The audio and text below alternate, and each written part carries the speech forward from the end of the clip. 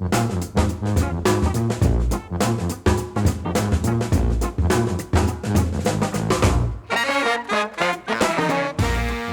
everyone, to What's Working. I'm Cam Marston. Thank you so much for joining us on this week's show. Frankie Little is my guest today. He is the world-famous, or at least locally famous, owner of Roosters Restaurant Downtown. He's got a remarkable story about how he got here, how he got it started, and Frankie's diversified himself in a number of very interesting ways that we'll talk about on the show. When we come back, I'll have Frankie seated, ready to begin to tell his story. You're listening to What's Working. I'm Cam Marston. Be right back. What does it mean for a nation to be successful? I'm Stephanie Bryan, Tribal Chair and CEO of the Porch Creek Indians. We believe a successful nation gives back. As we've built economic opportunity and prosperity, the Porch Creek Indians have been able to give back to our neighbors in Alabama and beyond. More than $37 million since 2021 alone. From education and health care to tornado relief, learn more about our charitable giving at porchcreekindians.org. We're back. You're listening to What's Working. I'm Cam Marston. Sitting across from me is what I would call a new friend, an entrepreneur, and a guy who is universally admired. Frankie Little. Frankie is, as I said in the introduction, known for Roosters Restaurant, and we're going to get into the story of Roosters. Frankie, first and foremost, thank you for your time and welcome to What's Working. Thank you so much for having me. I hope I don't disappoint. That was a great introduction. Yeah, well, let's hope you don't disappoint either. I need the listeners to stay through the advertisement. Yes. So Roosters is well known downtown. I've never heard anyone say a cross thing about it. The food, the service is very good. Tell us, that's what I think you're most known for, at least in my orbit as we've become friends.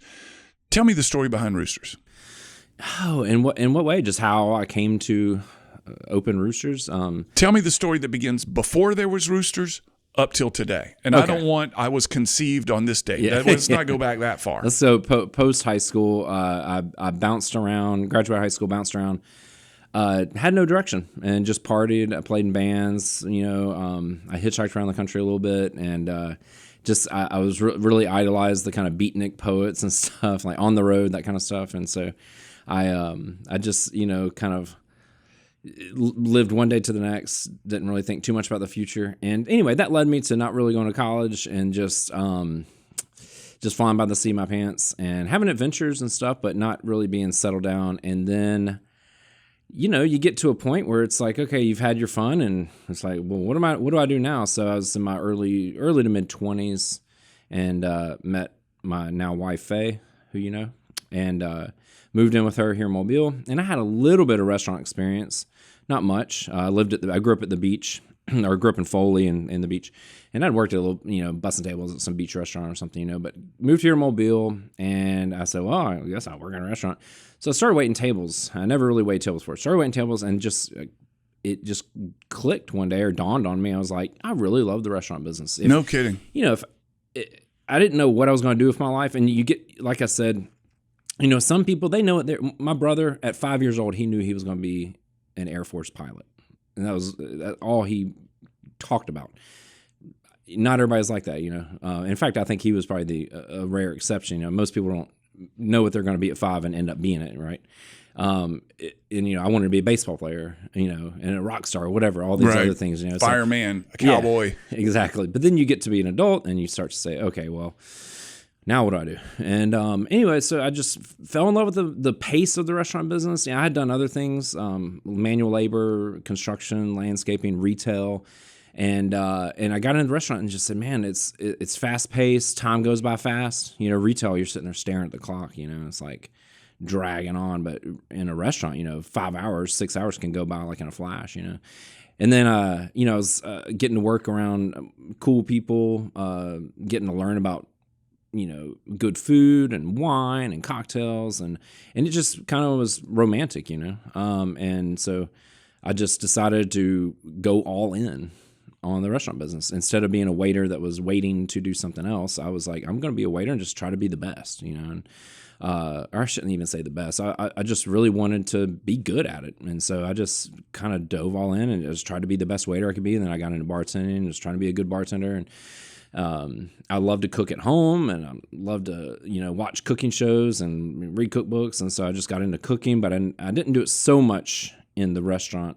In restaurants, I work more front of the house, but I did work in the kitchen some too.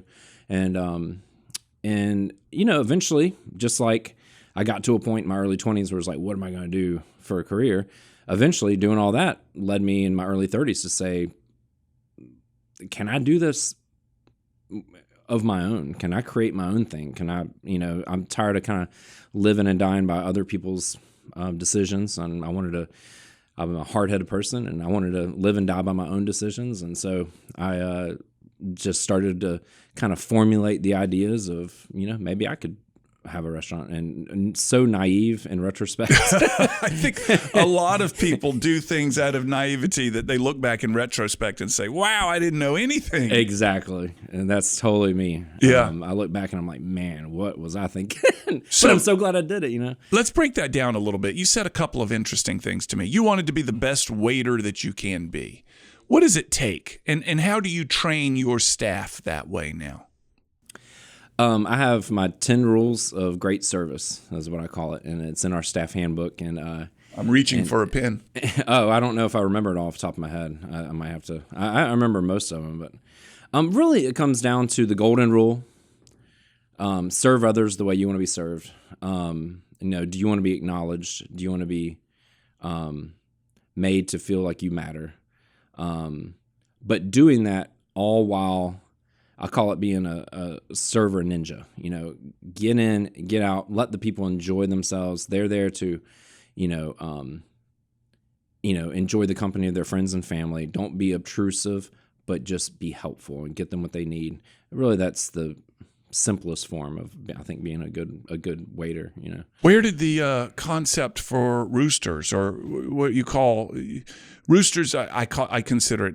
It's Central American cuisine, Mexican cuisine. It's south of the border stuff. We say Mexican Caribbean.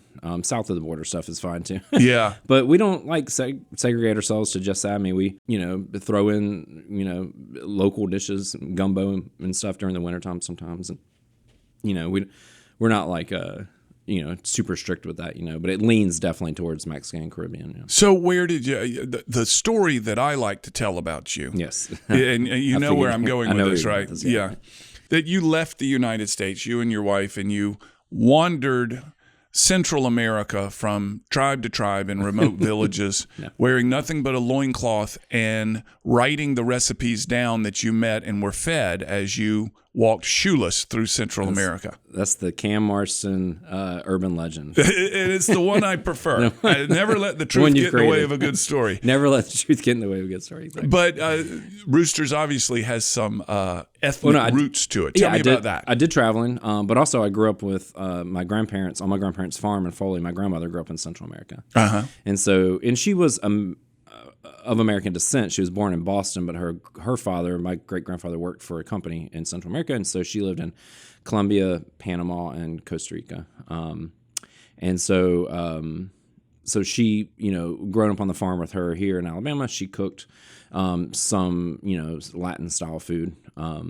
We also had your typical, Southern food, but, she would throw in Latin-style food too.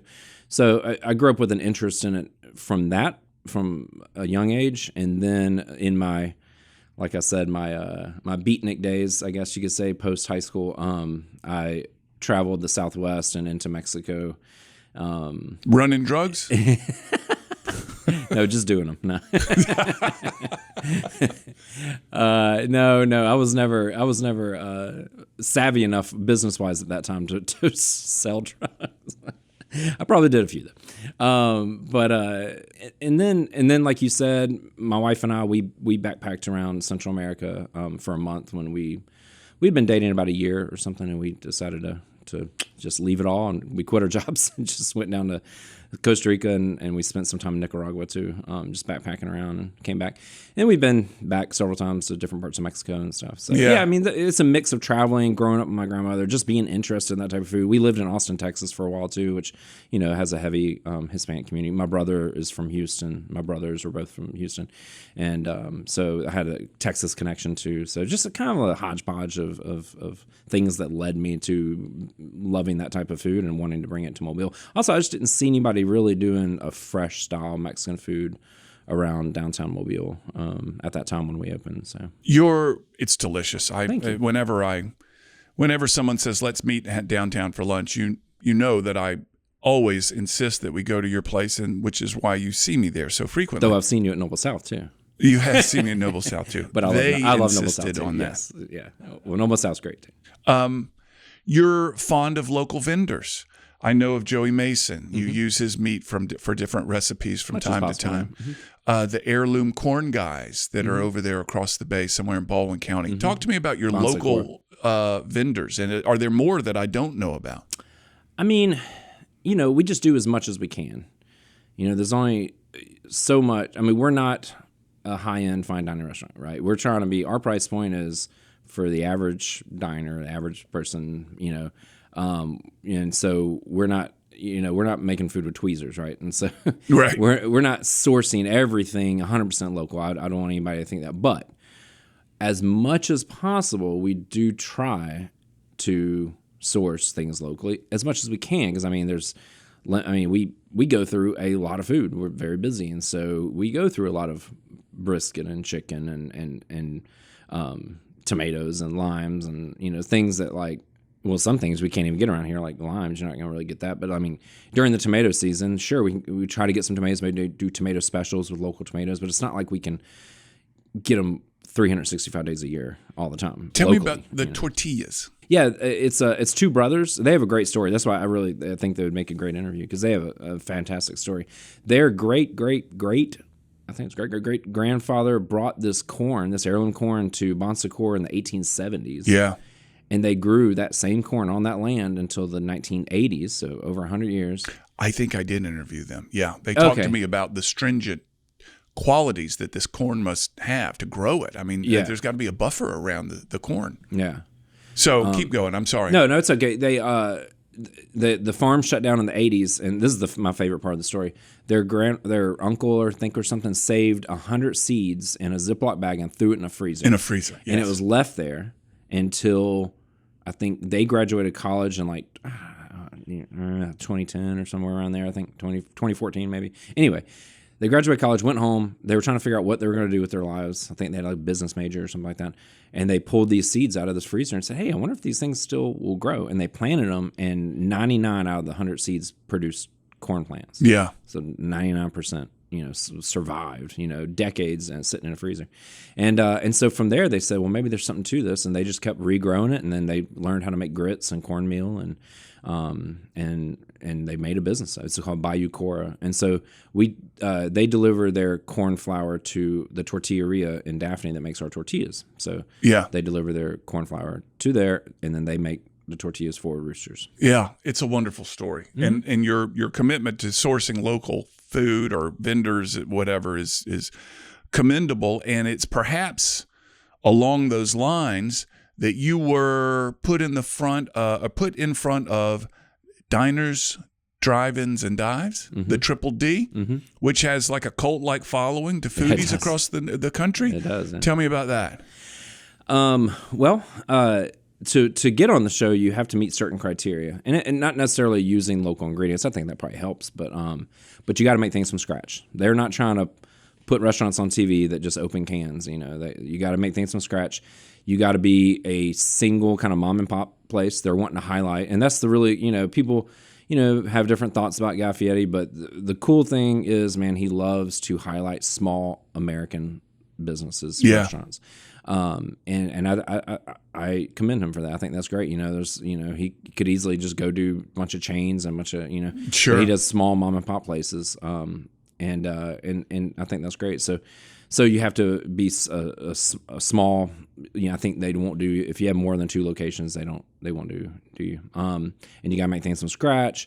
You got to have an interesting story, They want good TV, right? So they want to see you making food from scratch. They want to see interesting food, hear a good backstory, and learn about, a small local American restaurant. Yeah, and they came to your restaurant. They spent a day filming, did you tell me? 2 days. One day without Guy, it was just kind of the B-roll footage. Yeah. I mean, they turned our restaurant into a movie studio for a couple of days. It was pretty wild, but we had to close for them to do that. And And, they do the B-roll. So it's like putting stuff in the oven, taking it out of the oven, pouring stuff into bowls. And the really interesting thing was there's one person on their staff, their team, they had a team of about 6 or 7 people, and there's one guy, his whole job was continuity. That's it. That's his job. Take a picture. If you use the red spatula one day, it's got to be the red spatula the next day. Interesting. Wow. Yeah. I thought that was interesting. And they are like, man, they run that thing like the military. They are like on the dot. We're going to do this at 8:25. We're going to do this at 9:15. We're going to do this at 10:01. I mean, whatever. Like they run it. It was impressive how they did that. Day one, the celebrity guy was not there. He came day 2. He came day 2. And tell me about that. What was being around him like? What was having him in your restaurant like? The reason that they do the day without him is so they can get everything more structured, so that when he comes in, it's loosey-goosey. Because they, when he is filming, they don't know what he's going to say, what he's going to do, what he's going to ask about. They want it to be more natural with him. So that's why that you do the whole day of all the B-roll footage, so that you can get all the boring stuff. Yeah. And then the day he came in, it was he spent a couple hours in the restaurant. People asked what he was like, and I always tell people, you get what you see on TV is what you get. I mean, it's really no different. He acts just like that. So he's not putting on for the camera. He's not really putting on. You told me that he came in to the restaurant a second time and asked for something that he had ordered again, which was like an anointing. Well, we were done filming, but he was hanging out and talking to people and stuff, and he was outside, and he came back in. He was like, "Hey, let me get another one of those sandwiches, the torta de carnitas," which he loved. He said, "Let me get another one for a friend of mine out here. Get one to go." And then he sent somebody else in to come order one, to get one. He took one to go for somebody, sent somebody else in, and the producer pulled me aside and was like, "Look, I'm not trying to mess with you or anything." He was like, he never does that. Yeah. Like, seriously, like he really loved it, and he would never do that. Yeah, I've had it since you told me that story. I've had it, and I'm not sure I've ordered anything but that. Oh, nice. One of the other vendors you use is Mason Hills. Mm-hmm. Joey Mason, our friend, yeah. And his beef, and make a remarkable burger occasionally as a special item. That's so very good. So Roosters has another thing that I think I know about the restaurant business is staffing and turnover is always a challenge. You, however, as I understand it, I want you to elaborate on this, have found a team that you can rely on. In fact, and what I want to get into momentarily are the other businesses you've started because your business has become so predictable and self-sustaining with a staff that seems to stick around, and you don't have to be there all the time. Tell me about that. Well, one of the biggest problems that some restaurants have is consistency, and I think that makes consistency can make or break a restaurant. And so it's hard to be consistent when you constantly have different people coming in and out. So I wouldn't say I've always been good about this, but I've tried to, be slow to hire, quick to fire. The people who are genuine. I mean, I will take somebody all day long that doesn't have experience. If they are a genuine person, a trustworthy person, somebody that is consistent and a solid person, I will take that any day of the week over somebody with a lot of experience. Mm-hmm. I would much rather have somebody who can listen and isn't a know-it-all and is also just reliable. That's half of it is just showing up with a good attitude. Yeah, and that's. You show up with a good attitude, you're more than halfway there to being a great employee. Yeah. And so all the other stuff can be taught. How to wait tables and how to cook food. What the food is. All that stuff. That's easy. The hard part is personality and finding people that are genuine and likable and nice and trustworthy. And so that's what we've tried to. We've tried to keep the people that fit that mold and get rid of the people that don't. So anybody that comes in with drama or come in messy and trying to make things difficult for everybody, they don't last long. What you've just said, I suspect many employers out there would say or would want.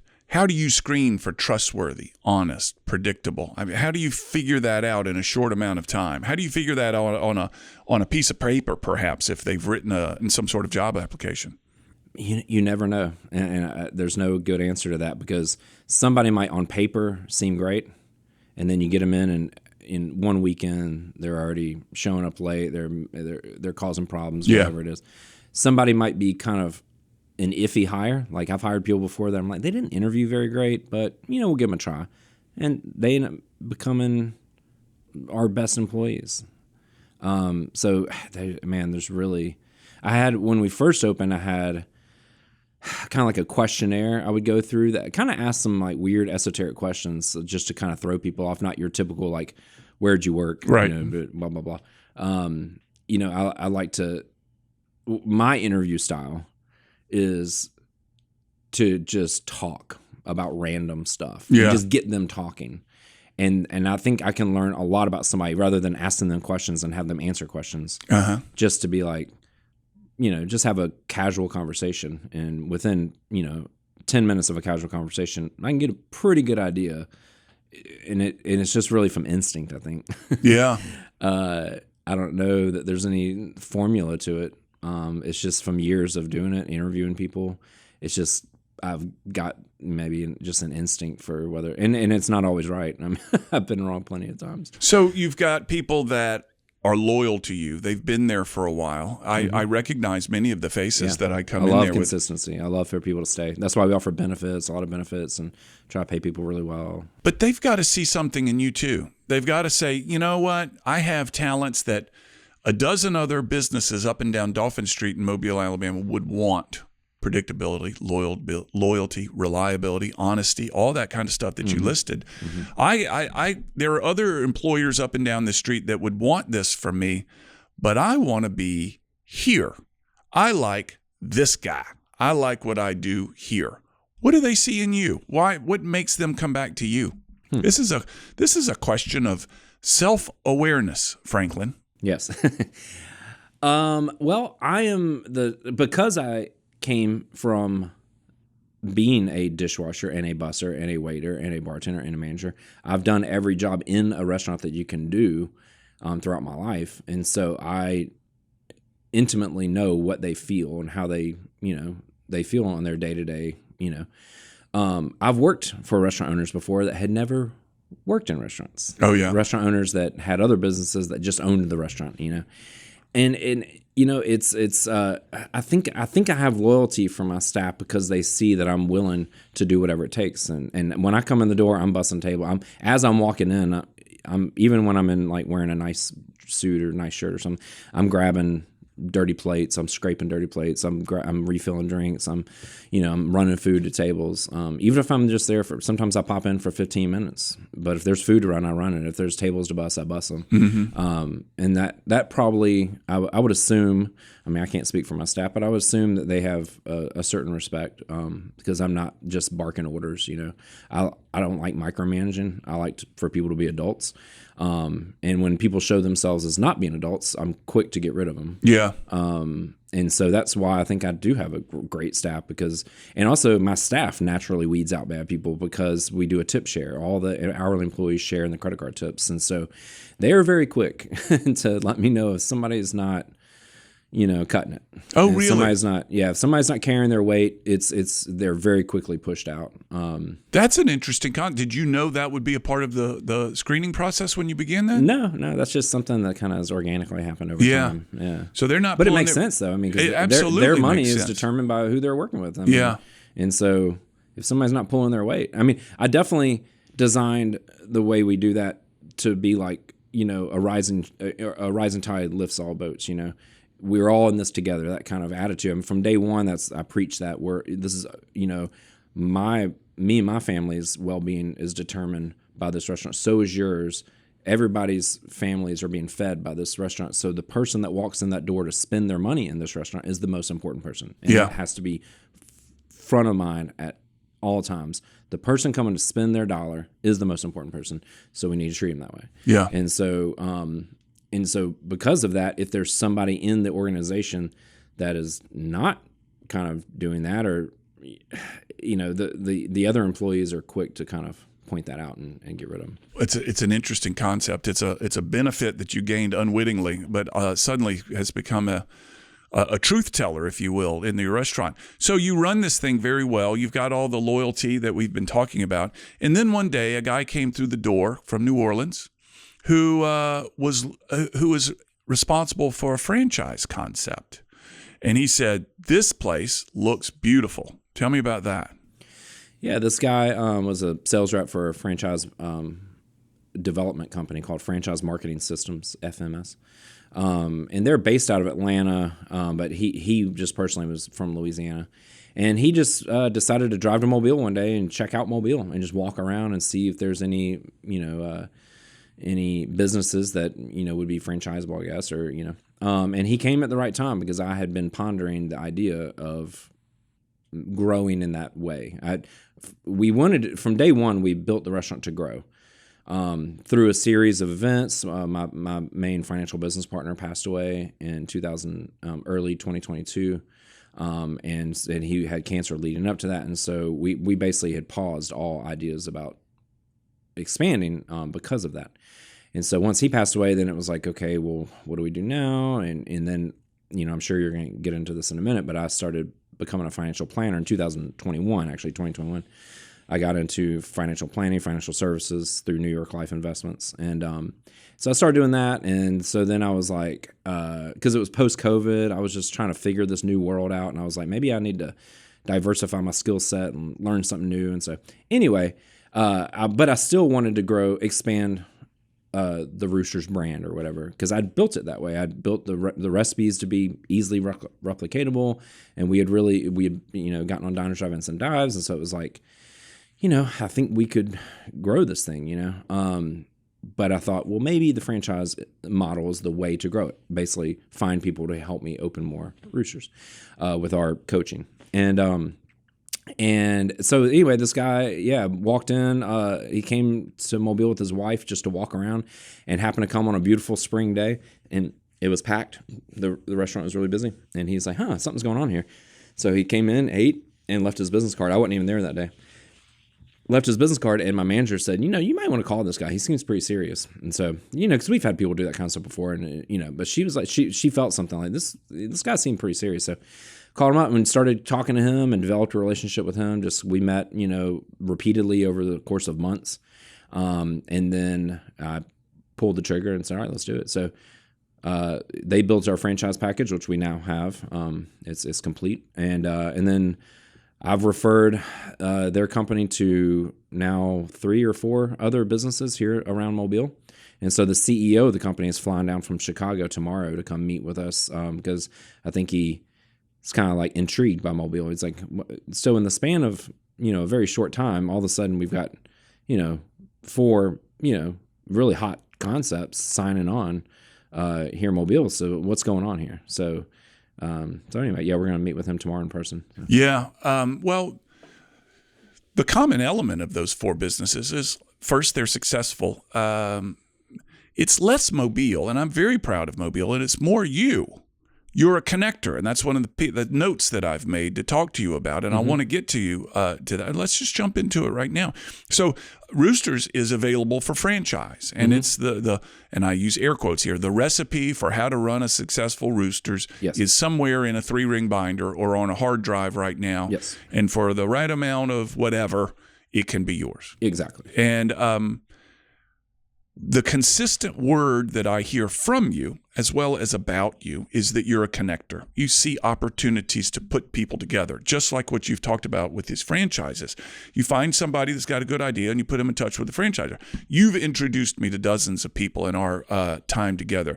You know at least a third of the people that come through the door of your restaurant. And you say, hey, do you know so-and-so? You should know so-and-so. And you did that to me for the Bayou Cora Farms, which got them on the radio show.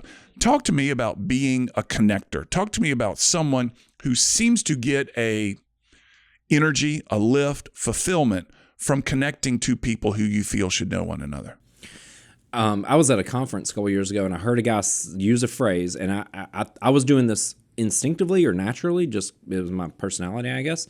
But whenever he said this, it clicked that I was, when you do something, you don't really know you're doing it, and then somebody says, "Hey, you're doing this," or maybe somebody, brings it to light, and you're like, "Oh, yeah, I am doing that." And what he said was, "Be the glue in the room," and be the person that connects people. And I was like, man, I've been just instinctively doing that. And so I love that phrase now, be the glue in the room. And years ago, actually, when I first opened Roosters, one of my good friends, Eddie, pointed out, and it was kind of one of those light bulb moments. So, you don't always see yourself, right? Other people see you, and you don't really see with the things you're doing or how you're perceived or whatever. And then and he said one day, "You're great at networking. That's your strength." And I was like, man, that was just who I was, I guess. I don't know. It was just, I was being me, but then once somebody puts a label on it, you're like, oh, I am doing that. Yeah. And then I kind of wanted to lean into it even more. It was like, yeah, that is my strength. So I should lean into that more. And whether it, I don't know what it does for me, but I guess we'll see. Well, I was going to ask you that. You seem to get a lift from it. You get energy from it. It's hard to point monetarily at being the glue in the room, but you've got to assume that it can't hurt. It can't hurt, and it feels like the right thing to do. It's a gift you were given, and you're utilizing the gift. Utilize our gifts. Yeah, they say your net worth is related to your network. Yeah, something like that. Whether and like you said, to put a monetary value to it, I don't know. I think it can't hurt. I'm sure it probably helps. Just being. It's really impressive, and I admire that about you. Be the glue in the room. I've written that down. You're a connector, which got you into. It can't hurt for your. And I've heard this advice for years myself, and I am a poor practitioner of it.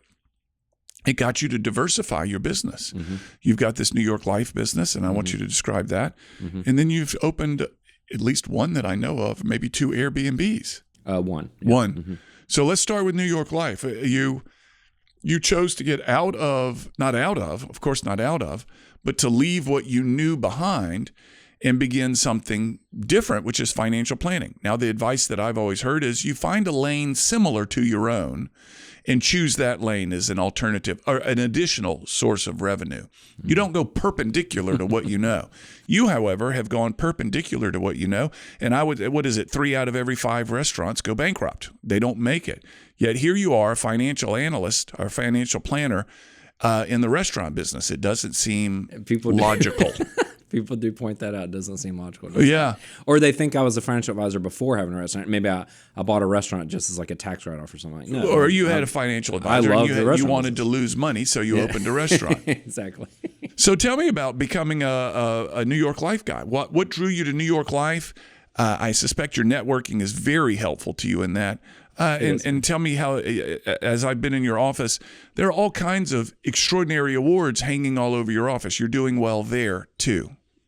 Well, so I guess I'm just stupid, really, honestly. It's kind of like when, like I said, when I was bouncing around and living a bohemian life, I was a risk taker, I guess. I mean, but not like skydiving risk taker. But when it comes to like, if I decide I want to do something, I just do it and without thinking too much about it sometimes. Naivety. Again, we see that theme coming up a couple times from you. Yeah. I didn't know what I was doing at the time.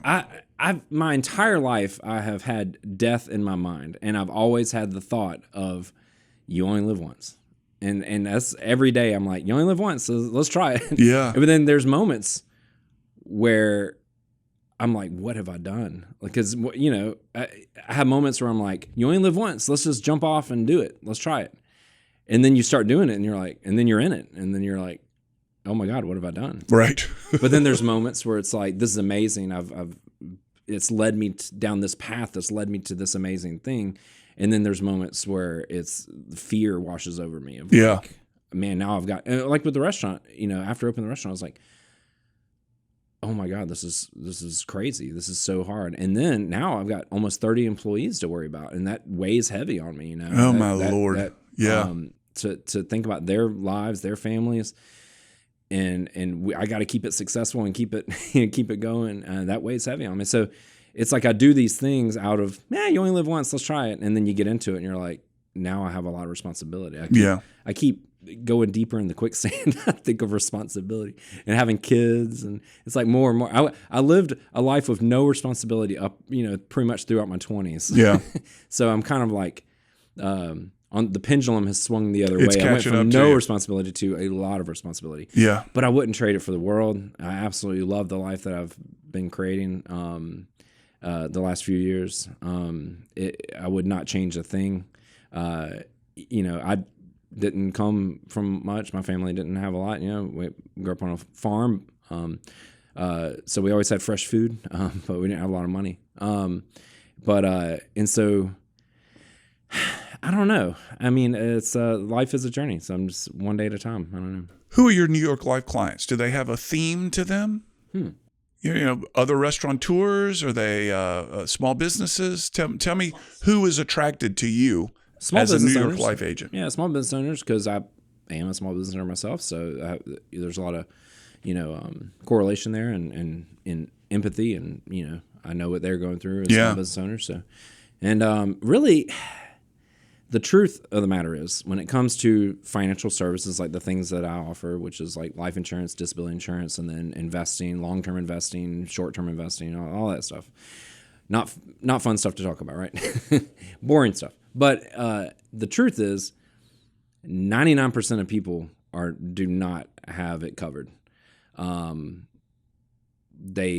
lot of people think they do, and some people realize they don't, but a lot of people think they do. They think that they've got everything's set and it's going to be great and everything's going to be fine, and that's just not the truth. And so I've realized no matter how much you think somebody's successful or not successful or whatever, it doesn't matter. So I'll talk to anybody. You just never know. Just about everybody needs the stuff I offer, whether they want to admit it or not. Most people don't. Most people don't want to think about it. They don't want to talk about it. It's like having to talk about getting a will made or something. It's like, I don't want to think about that. But no plan is still a plan, and it's just a bad plan. So what I say is like, look, just talk it out. I call it financial therapy. When I sit with clients, they've actually said that to me, and that kind of was one of those like light bulb moments. I'm like, oh yeah, it is kind of like therapy, financial therapy. Mm-hmm. So when it comes to like who I talk to, I mean, I talk to anybody. I'm not like, some big investment firm might be like, oh, if you don't have $10 million, we're not even going to let you in the door or something. That's not. I'm here to help people get on the right track, because I grew up. My family did not talk about money at all. That was a taboo subject. Once again, no plan is still a plan. It's just a bad plan. And so my family, kind of bumbled around with money. It was not good with money. And so, so now I'm trying to, improve me and my family's finances, and then also in turn, help my clients. So, what drew you to financial planning? I had a financial advisor, and I would meet with him, and he was teaching me stuff that I had no idea about. It's funny, like when I sit with clients, especially the first or second meeting, and I start showing them stuff, I start realizing how I must have looked to him. Yeah. Because I'm telling them stuff that, like, to me now seems obvious because I'm in it, but it's blowing their mind. They're like, "Oh, I didn't even think about that. Oh, yeah. Yeah. Oh, is that how that?" And they don't know how compounding interest works or whatever. And so you start to teach them stuff, and they're like, "Wow. Yeah. Okay." So, I mean, like, when I was growing up, nobody talked about that kind of stuff, and unless you just happen to know somebody in that world, in the world of finance. Especially down in South Alabama. I mean, we weren't in New York or something, so it's like not like a bunch of people in finance, and so it wasn't really discussed. So it's like it took me time to learn all that stuff. So anyway, having my own financial advisor, when I opened Roosters, I got a financial advisor. He was teaching me some stuff, and post-COVID is where I really started to think, maybe I need to diversify my skill set. Yeah. Because COVID who knows crushed what's you. going to happen in the restaurant business. Yeah. That pandemic was crazy. I mean, it was crazy for the restaurant business. And I was like, man, this could happen again. And we could have to shut down again. Restaurants are so susceptible to something like a pandemic. So I just started trying to hedge my bets. I had a family to support. And I was just like, I didn't want to just go back to working for somebody else in a restaurant. And not that I thought Roosters was going to close, but I didn't know what was going to happen. It was crazy. If anybody remembers, 5 years ago, 4 years ago, and so I called him up one day and I said, "Hey man, I want to meet with you." And he came to the restaurant and I said, "Man, I think I want to do what you do. Can you kind of explain it more?" And we started talking, and he led me on the path, to getting licensed and all through the training and everything. And so that was 4 years ago, and now I'm fully licensed and on my own independent agent advisor, and I love it because I still get to be my own boss, just like with the restaurant. I live and die by my own actions, so I can make as much or as little as I want. If I don't feel like working a lot, I don't have to. If I want to, try to grind, I can work a bunch, and it's up to me. Is it a 3-year consecutive Eagle Award winner? No. So, 3 years. It's not called the Eagle Award though. There's a couple different ones. There's I was the life case rate leader 3 years in a row on the Gulf Coast office. So the Gulf Coast office is Mississippi Gulf Coast to the Florida Panhandle. Yeah. And I was the life case rate leader for 3 years in a row. And then I was the agent of the year last year. No, 2023. I was agent of the year. And then, there's a bunch of random ones. Yeah. Well, you're obviously doing well. The point I wanted to make is council. Council is their yearly. You're probably familiar. I think you've given some speeches, right? Yeah. New York Life has been a good client over the years. Yeah. It's a great company. It really is. And so they sent, they have these things called council. It's like these conferences, Yeah. So I made the conferences for the 4 years. Yeah. Yeah. So, and the last one that I have written down here, and then I want to get into less your story and more the person, is Airbnb. Mm-hmm. And you bought a house, set it up to be an Airbnb? No. So that was our first house we bought in 2008 as a young couple with a baby on the way. I didn't know that. Yeah, we bought in September of 2008, if you remember what was happening during that time. Yes. So we bought at the peak of the market, and everything crashed about a month or two later, right when we had our first child. But at that time, I didn't invest money. I didn't have any money in the stock market, so it didn't matter necessarily. Anyway, so we just lived in that house for 10 years. We bought our house we live in now in 2018, and we converted that into an Airbnb. And how's it doing? Oh, I love it. It's great. Yeah. Yeah, it stays booked pretty consistently most of the time. 95% of the people are just very respectable and nice. Every now and then you get somebody maybe leave a little messy or something, but nobody's done anything crazy. Yeah.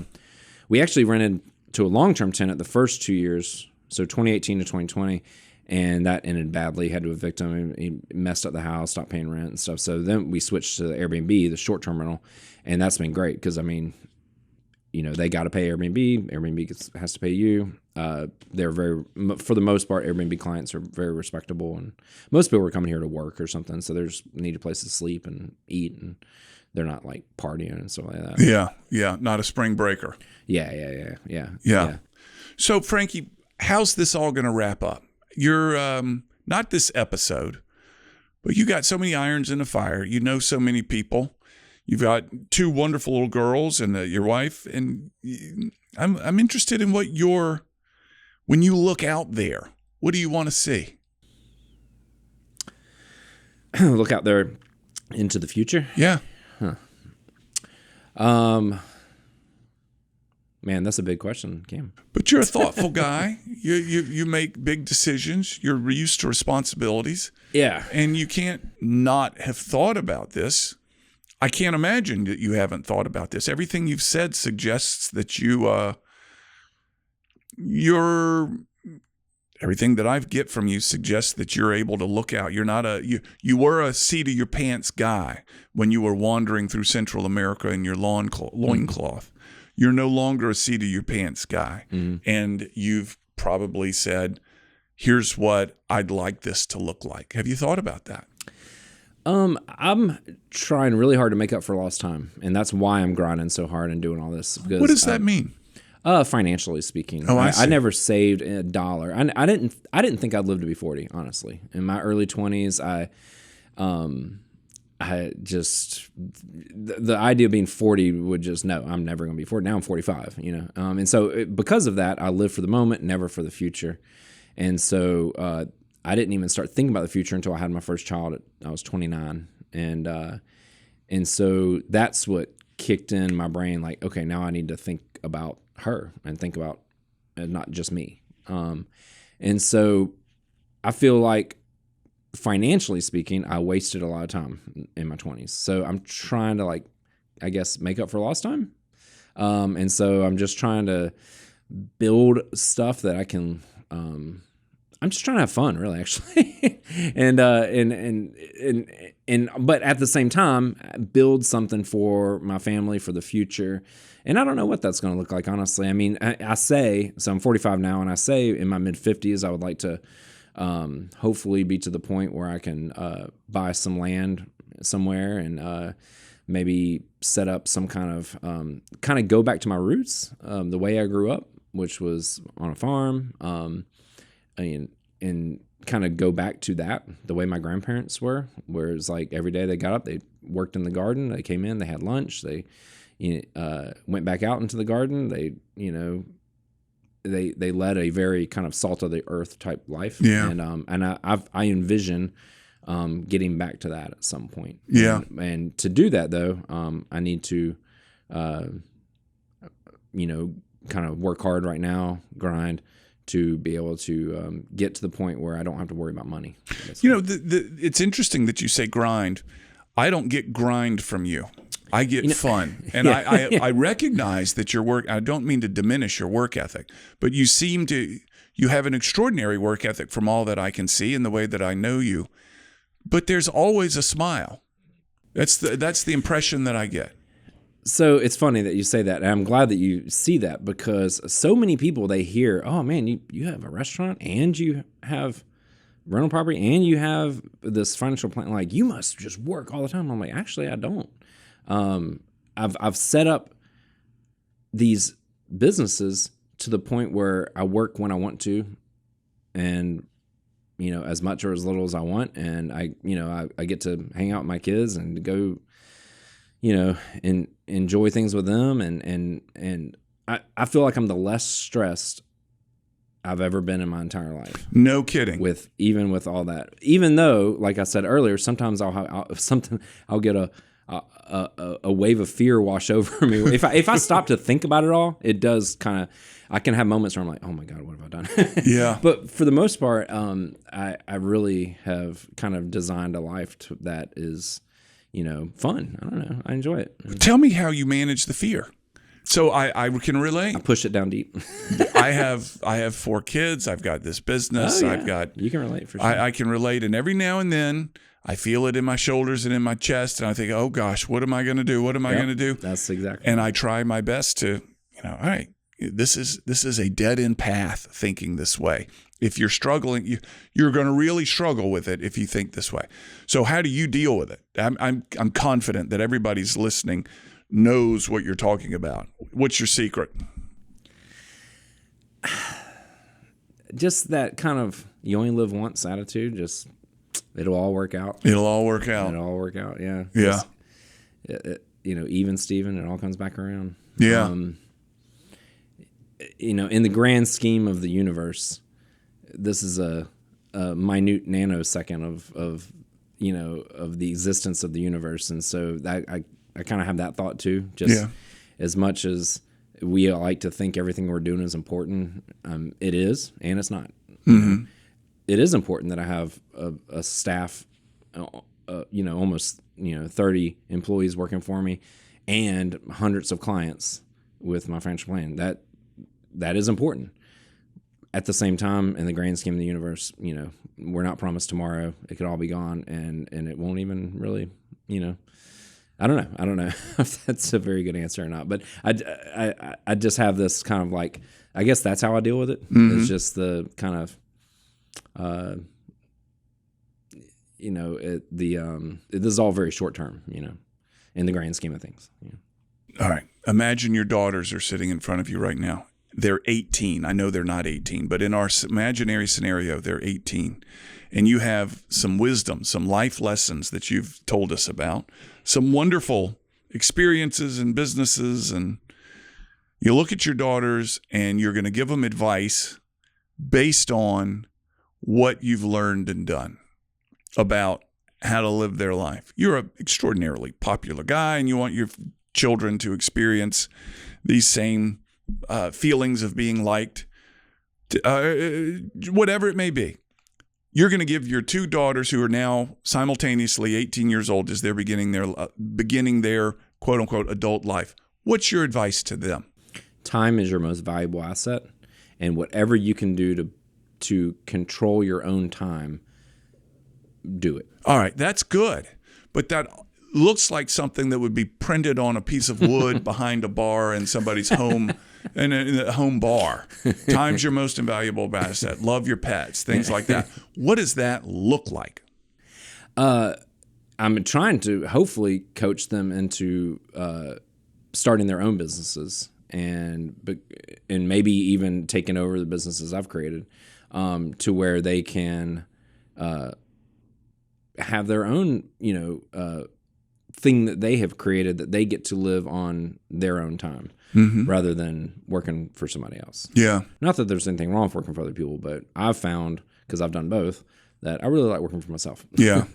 And so that might not be the answer you're looking for. That's not a romantic answer, I don't think. Well, it's not walking down the beach with bubbles or anything like that, but it's your life has taught you that time is the most valuable thing. Yeah. And the more you can control it, the better off you'll be, happy-wise, maybe not financial-wise.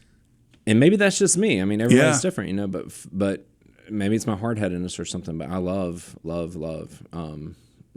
getting to do what I want to do when I want to do it, not let anybody dictate where I need to be. And when you wake up every morning, do you have an agenda, or do you just play it by ear? I have an agenda. I follow a calendar pretty strictly. Yeah. Well, I've in times that I've reached out to you, it's never been more than 3 or 4 days that you couldn't get together. I have one guy that I've tried to get on the podcast. He says, I'm booked for 6 months. Like, I don't want to live that life. I want to have a little bit of flexibility in my world, so that if a wonderful opportunity of any sort comes up, I'm able to say, yeah, I can shuffle things around. And it may be that he just doesn't like me, and that's fine too. I'd rather him tell me to stop calling. Yeah, well, the funny thing is in the financial planning world, when I'm reaching out to clients and stuff, that everybody's so busy all the time. I'm like, I'm pretty busy. I got, a couple kids, couple businesses, sometimes I really question how busy people really are, because I think people still, are, go shopping at Target and mill about and go, I don't know. I question a lot of that I'm so busy thing. I'm so tired of hearing it. I've tried to promise to myself that I won't say it anymore. Yeah. People use it as a boast. People use it.